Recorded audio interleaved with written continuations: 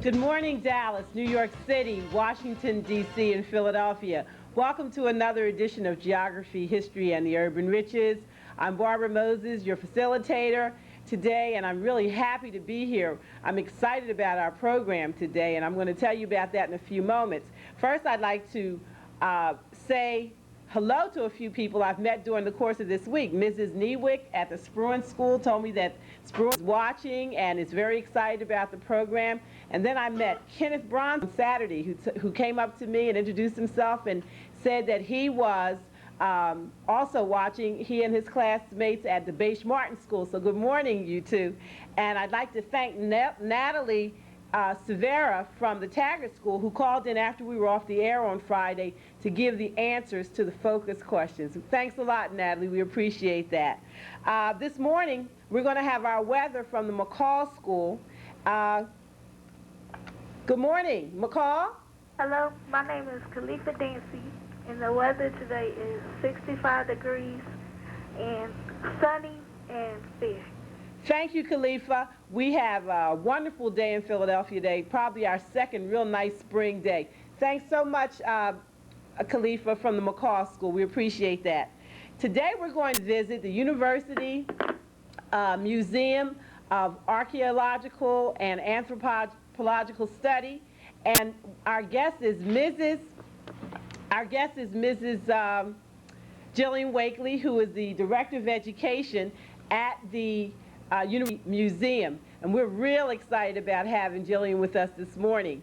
One of the places we're going to visit will be Egypt. How are you feeling this morning, Jillian? Oh, I'm fine. It's a gorgeous day, and thank you for asking me. I'm happy to be here. We appreciate you being here. Do you want to say good morning to our young people who are out there from all over the country? And I hope you enjoy the program as much as we're enjoying making it. Yes, it's been a fun day.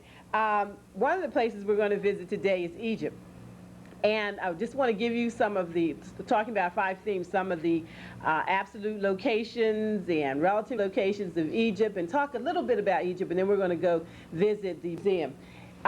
If you look at the map, Egypt is located at 26 degrees north latitude and at 27 degrees east longitude. To the south, it's south of the Mediterranean Sea, and it's west of Israel, which is here, okay? And it's west of the Red Sea, okay? One of the most important places or things in Egypt is the Nile River, okay? It's sort of down into Uganda. The Blue and the White Niles come together and form the Nile River here. And it empties here's the mouth of the Nile River. The Nile empties into the Mediterranean Sea. It is the longest river in the world, and it is the only river, it's the only river that runs north, okay? And it empties into the Mediterranean. You can always remember the mouth of the river. Remember when your teacher tells you to empty your mouth? Well, you take your gum and put it into the trash, okay? You take the river empties its mouth into the Mediterranean Sea. All right, Egypt, the Nile has often been called the gift, Egypt has been called the gift of the Nile, because without the Nile River, Egypt would never have existed.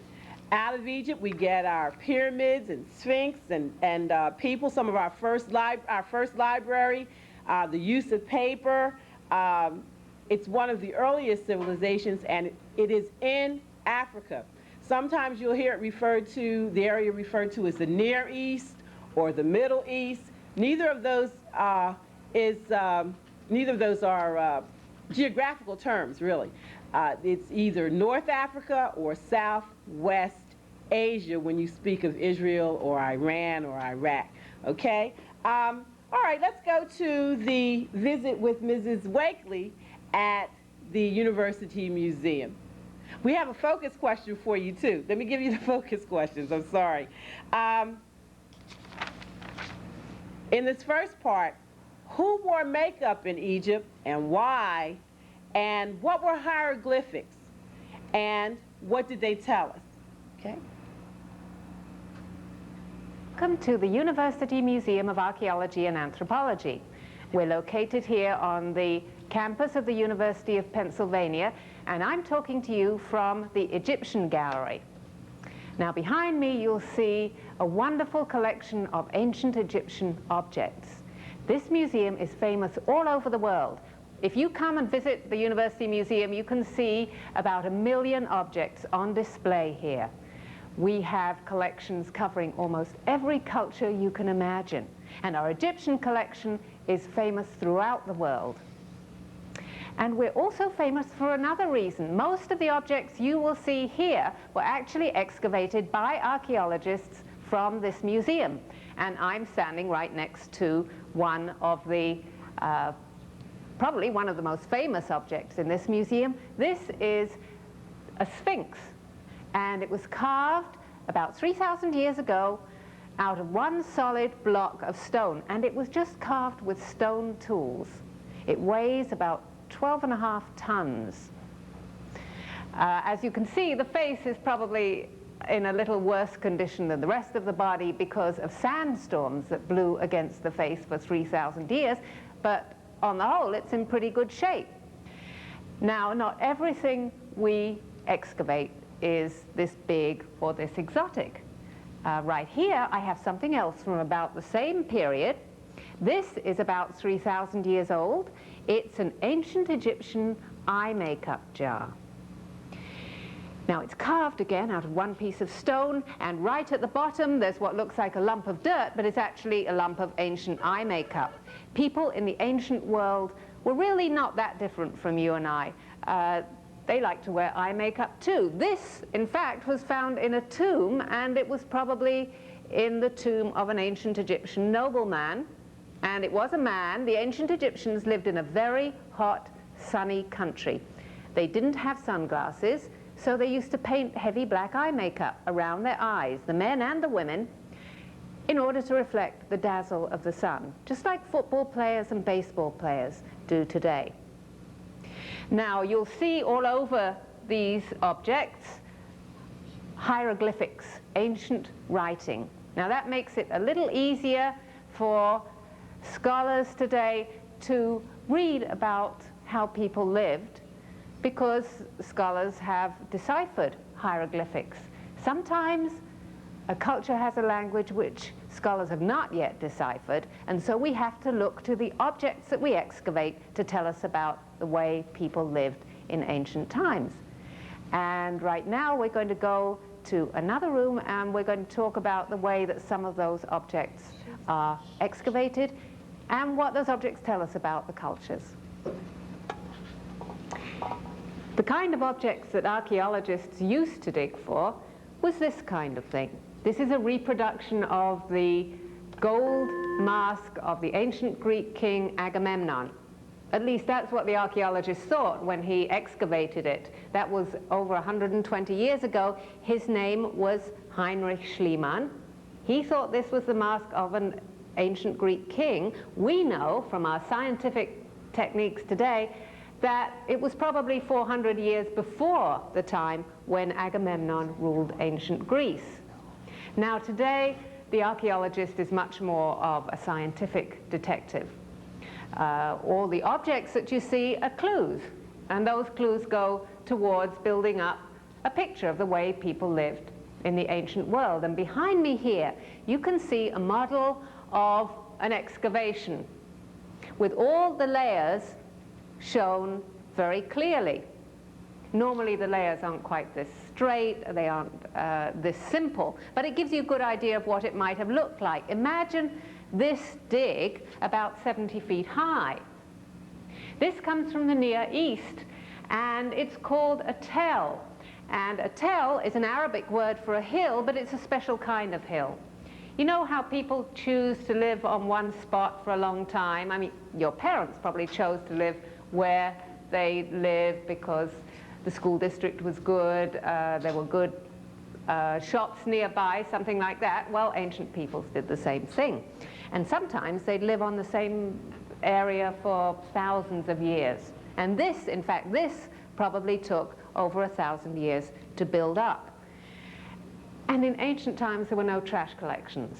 If you broke a clay pot when you were digging, or when you were cooking rather, whatever you were doing, it wasn't taken away, you just threw it away, or you buried it, and the pieces remained for thousands of years because clay lasts for a long, long time. And the objects that belonged to the first people living on this site were found in the first layer. Now, the technical word for these layers is strata. On the first stratum, here are the remains of a Stone Age people and a little bit of their pottery. Here, a couple of flint tools. The archaeologist, when he goes out to a dig, takes with him a whole team of experts. He takes with him a geologist, a photographer, someone to photograph the objects as they're taken out. He takes with him sometimes a paleobotanist, which is someone who studies the seeds that are found in the earth. If we can find out what seeds they had, what plants they grew, then we come close to knowing what kind of diet they had, what they ate, what they grew around their houses. And sometimes he'll also take a bone expert with him. And you can see here on this layer, we have a skull. And this skull actually comes from Peru. And it's many, many centuries old. And when the experts studied it here at the museum, they decided it comes from a 2-year-old child. Children died, or people tended to die much younger than they do today. They could tell how old it was by the joints in the skull, by how many teeth it had, how they're worn down, and they also could tell something else. Look at it from the side.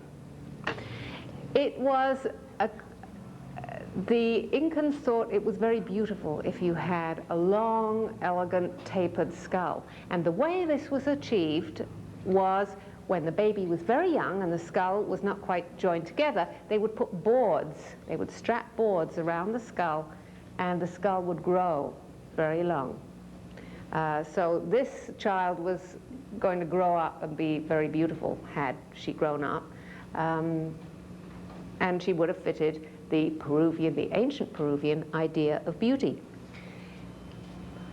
Now they can actually tell things about the soil, about what happened from the soil in these layers. Look at this thin black layer.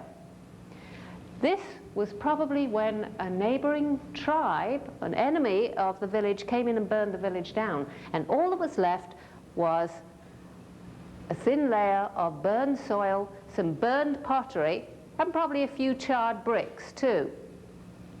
This white layer was probably where there was a plaster floor laid down by the people living there. They were a little more advanced in technology than the people before, who just had mud floors to their houses, and so they put down a nice smooth plaster floor, and it shows up here in our stratigraphy. The very most modern people that lived here, the most recent people, in this case it was the Romans, and you can see a nice piece of Roman glass up there. All their objects are on the topmost layer.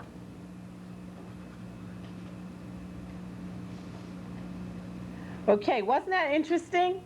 Let's talk about the strata for 1 second. Here's an idea, I guess, a little picture drawing for you.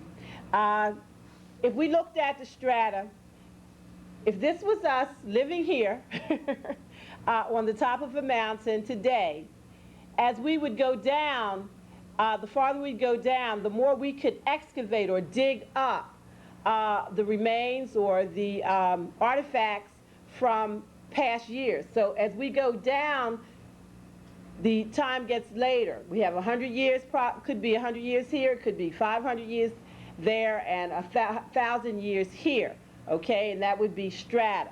All right. We have some calls coming in. Okay. Good morning. Tina Henry. Hello? Good morning, dear. My name is Tina Henry, and I have two questions. Yes, dear. How long did it take to dig up the Lynx? Okay, how long did it take to dig up the Sphinx? Well, actually, Tina, I can't answer that question totally accurately because I don't know exactly how long it took to dig it up. It was actually excavated by the museum about 70 years ago. And I'm sure it took several months to uncover it and clean it up properly. Okay. Thank you, Tina, very much for your... Okay.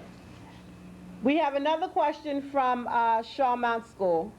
Hi, my name is Kim Cruz, and I want to know, why did they make pyramids?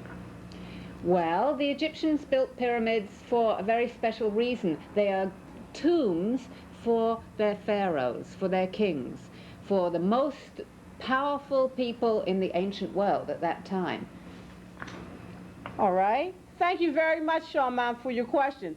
I wanted to show you the relative location of Egypt in relationship to Texas. We have a map showing Texas and Egypt together. Egypt is a little larger than Texas. Okay. Now, we talked about, one of the things they talked about in the show was the fact that beauty, you know, what determined beauty in a culture. Who determines beauty in a culture, Jillian? Well, I'm not sure that we can actually pin it down to any person, but every culture has a different idea of beauty. I showed the Peruvian skull and talked about how a long skull was considered very beautiful. Well, also, they used to, in that particular culture, they would hang a bead in between the eyes of a baby when it was very young, so that the eyes would cross, because crossed eyes were also considered very beautiful. Okay. And in some cultures, it's considered very beautiful to be enormously fat, and in other cultures, it's considered very beautiful to be enormously thin. So it's different. Okay, so, you know, people, different cultures relate to beauty in different ways, and they determine what the standards are for beauty. But since we're all beautiful people, we can move on. We have a focus question, someone answering one of our focus questions from the Vere Middle School. Good morning. Hello, I'm David Citino from Vere Middle School. Good morning, David. Which question are you answering, dear? What is hieroglyphics? Okay, what are hieroglyphics? Hieroglyphics are ancient Egyptian writings. Okay, what do they tell us? They help us determine what? The language? Ancient Egyptian writings. Okay, thank you, dear, for your answer. We appreciate that. And they help us to determine what was done and said in history, in Egyptian history during that time. Thank you very much, David. Okay, let's go back to the University Museum and visit again with Mrs. Wakely and Mr. O'Connor.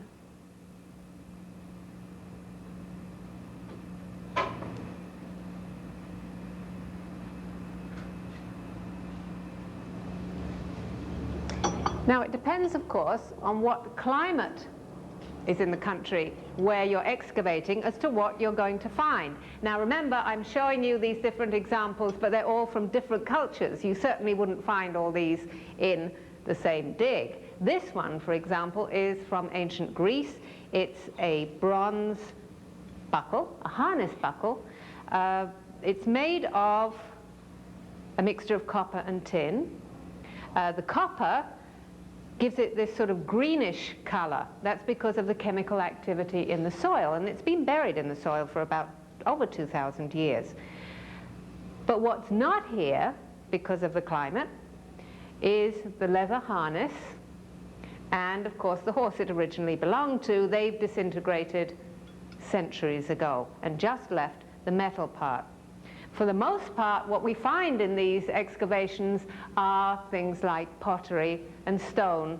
And of course, in a climate like Egypt, which is very hot and dry, you also can find textiles, papyrus, all sorts of things that in other countries would never last for thousands of years. So the archaeologist, as we've learned, is a detective. And if you want to be an archaeologist, you need to have a lot of physical stamina, you need to have a lot of imagination, and it's going to be very hard work, but very rewarding work. And now we're going to go and talk with somebody about some of the most fascinating clues to ancient history. We're going to talk with David O'Connor, Egyptian curator, the Mummy Man. My name is David O'Connor, and I'm in charge of the ancient Egyptian artifacts here at the University Museum at the University of Pennsylvania. I'm going to talk to you today about one of the most fascinating artifacts that the ancient Egyptians produced, the mummy, the preserved human body. This was actually quite a simple thing to do. What the Egyptians did was take out the soft internal organs, preserve them separately, and they would be placed in a jar, like this jar here, with the lid put on, and put in the tomb with the mummified body. And both the internal organs and the body would be covered with a salt-like material called natron. This would literally dry the body out before it could decay. Oils and resins would be placed on the body later, and it would be wrapped in linen, but the real secret to mummification was that simple drying out process. Now, why did the Egyptians do this? Why was it so important for them to mummify bodies if they could afford to do it? One reason was that the Egyptians thought that they needed their body in the afterlife, in the life after death. Every morning they imagined that the sun god would rise up above the horizon, and to symbolize this, they often placed on mummies, put a necklace around their neck, and on the necklace was this figure of a beetle with wings. This actually is a form of the sun god rising in the morning. And in this way, the Egyptians indicated that they thought that the dead would also rise in the morning and be able to live through the day because they were connected with the sun god. But to do that, they had to have their body. The world after death was envisioned as a place very much like the world of the living. So the dead would eat, drink, carry out activities. They needed their body in order to be able to do this. There were also problems about having your body in the world after death. And one of those problems was, it was imagined that the gods of the underworld would call upon the dead to perform laborious tasks for them. So to avoid that, the Egyptians were buried with these little figures that represent mummies, but mummies that hold tools. And there's a spell on this figure that makes sure that when the deceased person is called upon to work in the afterlife, this little figure will come and do it instead. And because there were many of these figures, the Egyptians thought that they would also need overseers, people to make sure that they worked. So some of these little figures are actually not represented as mummies, but as people wearing their ordinary clothes and carrying a whip. These are the overseers, the foremen, who make sure that the other little figures carry out the tasks they're supposed to do. The Egyptians didn't mummify only humans. There were many sacred birds and animals of different kinds that were revered in Egypt. And after a certain time in Egyptian history, the Egyptians decided that they too should be mummified.